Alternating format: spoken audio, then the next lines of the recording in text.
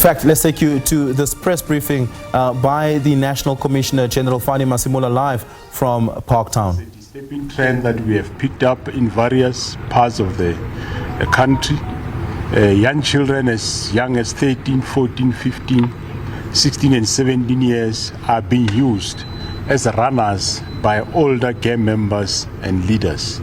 They have been recruited at a very young age. They are all school-going kids to do the dirty work of these gang members. It is indeed a concerning trend that when police arrest these young members, you'll find many cases being withdrawn or perpetrators are minor, and the suspects are referred for other programs including diversion, whereby they will be referred to counseling and community services. We will surely win this war, but such a war can only be fought if parents and guardians come on board. Like I indicated earlier, that all children are school-going age and should have been in classroom being taught by their teachers.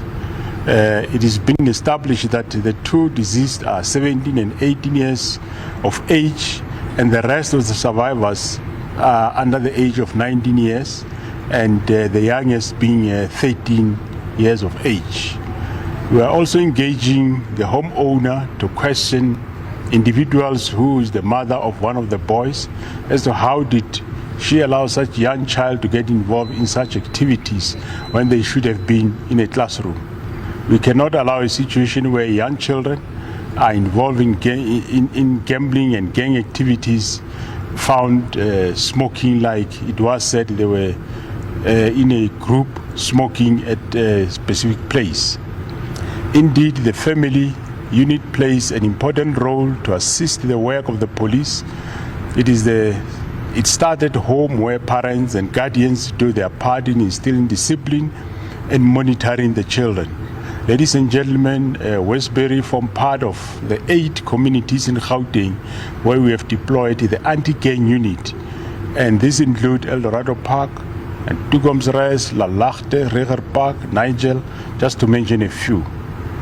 We will continue to reinforce the capacity in terms of more boots on the ground in these specific areas. It's unfortunate that it has happened that several times that police were attacked by the very same community which they serve. In all incidents, police were attacked while effecting arrest of suspects that were found in possession of drugs and some illegal firearms. It is a challenge. We find that some community members, not all, some community members are found to be shielding gangsters. We have received a briefing from the anti-gang unit, which for the past months, we have learned, or we are aware that since January this year to date, 19 gangsters have been arrested in Westbury alone. These were members who were found in possession of illegal firearms, drugs, and arrested for involvement in gang-related murders. During this period, 11 were also convicted in prison for time in prison for the activities related to gangs. I'm encouraged that the anti-gang unit is meeting weekly with the provincial commissioner to assess their performance in the areas that I've just mentioned, and they require the support of the community at large to assist them in rooting out this crime.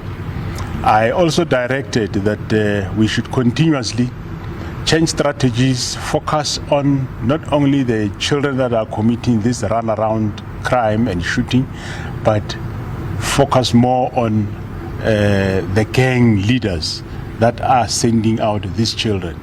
We know that we have a number of them in jail that have been sentenced, but there are those that are on bail, and there are those that are outside because cases could not proceed because of non-cooperation of some community members and or witnesses. I repeat that parents must play part in assisting us to put a stop to gang-related activities. With this in mind, we will be visiting Westbury tomorrow morning, where we'll start by at the police station to take stock of operations and in as far as how they are deploying in that specific area. What I want to emphasize is that for now we know who we are looking for, and we are confident that we'll find these perpetrators. We believe, which they are believed to be 4 teenagers.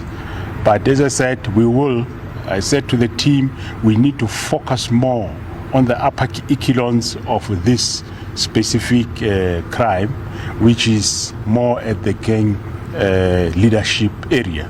I thank you. All right, thank you, colleagues. Is there anyone with questions? Yes, Planim Smith from ENCA. Just maybe when you're talking about the owner of the house being a mother to one of the children there, are you confirming that the children were themselves those that were targeted gang members?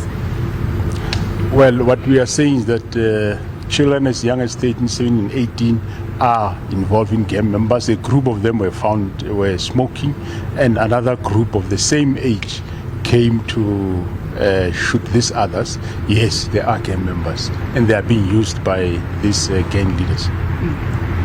Then just in terms of that, are you hopeful that they will be able to lead you to the masterminds behind this? As you say, you raised the concerns about, children young as 13, cases are withdrawn. But how do you get them to then lead you to those that have done this, or the ones that are the masterminds?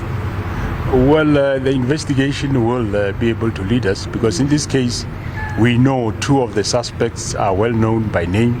So we're just looking for them, and the investigation will lead us in terms of which of the gang leaders or adults are involved.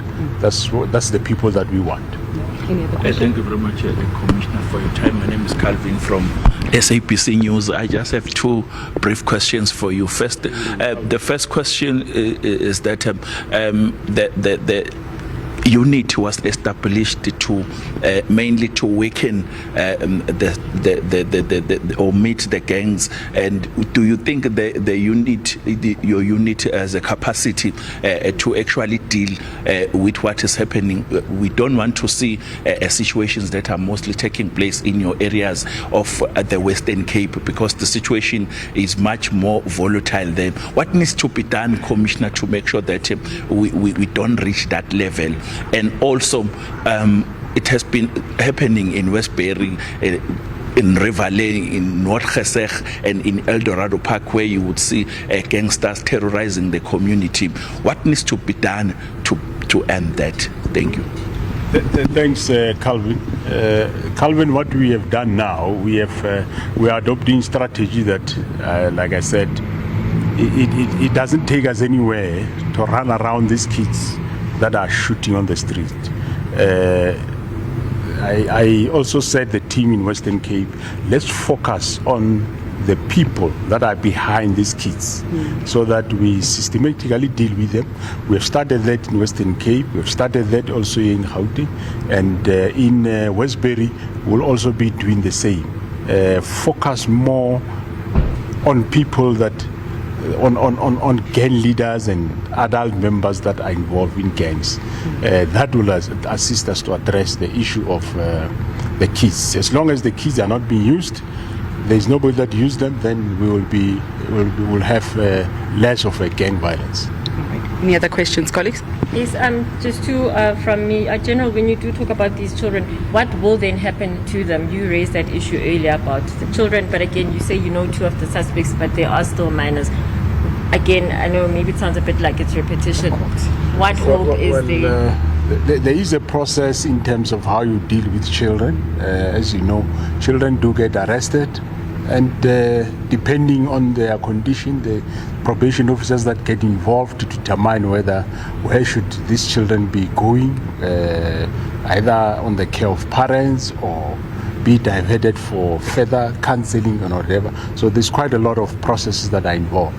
But what we emphasize is that these kids are being used by adults. They give them firearms. They teach and train them on how to use firearms, and these are school-going children. So hence I say, let's deal with both the criminals, the adults, and the parents, because the trend that the team have observed or have uncovered, especially in these areas in Gauteng, is that most of people do not come forward in assisting police investigation in terms of being witnesses. So there is a problem in that regard. So we will also approach the community to start assisting in that regard.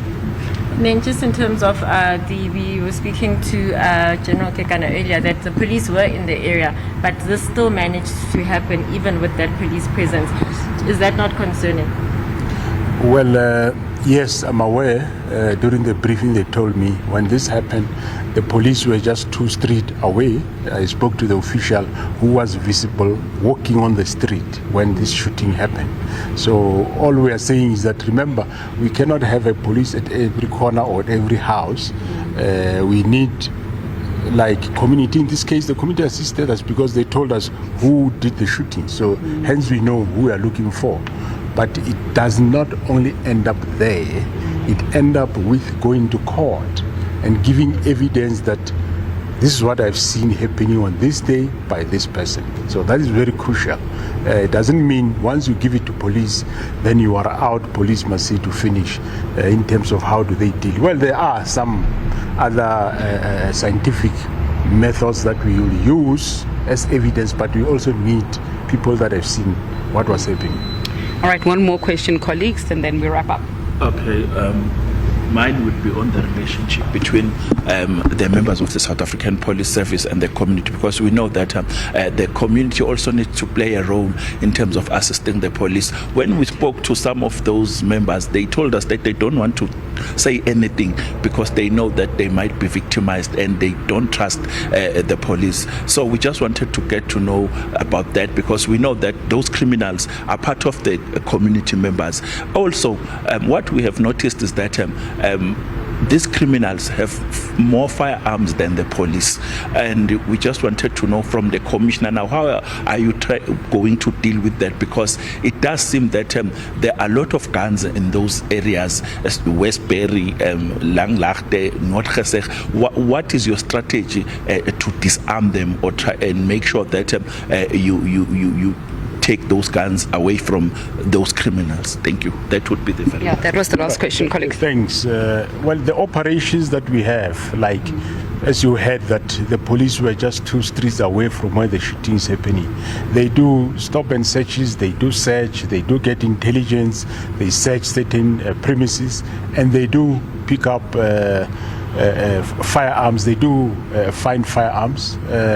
Earlier this week, I was talking to one of the station commanders in these areas, where he was saying he's concerned that every day he get 2-3 firearms, and with serial numbers filed off and so on. So we're discussing the source of these firearms, and because some of them are from previously owned legal firearms that have been stolen, and we do have a task team that is dealing with the firearm issue, which I don't want us to get more in that, but we are working around the sources of firearms, and we seems to be quite doing well. At the right time, we will be able to talk more to the community in terms of that. Okay, thank you, General. Colleagues, we will wrap it up and then see you tomorrow. Fannie Masemola, as well as the provincial manager. That is the National Police Commissioner General Fannie Masemola, who had announced there that they'll be continuing their efforts and oversight in Westbury by visiting the police station there tomorrow morning. Killer, learning some more detail there from the National Commissioner is that the 2 people who had died from the shootout are a 17-year-old and an 18-year-old, and that it had happened 2 streets away from where police officers were patrolling in the neighborhood. We're going to be continuing our coverage of that tomorrow as the National Police Commissioner visits the police station in Westbury.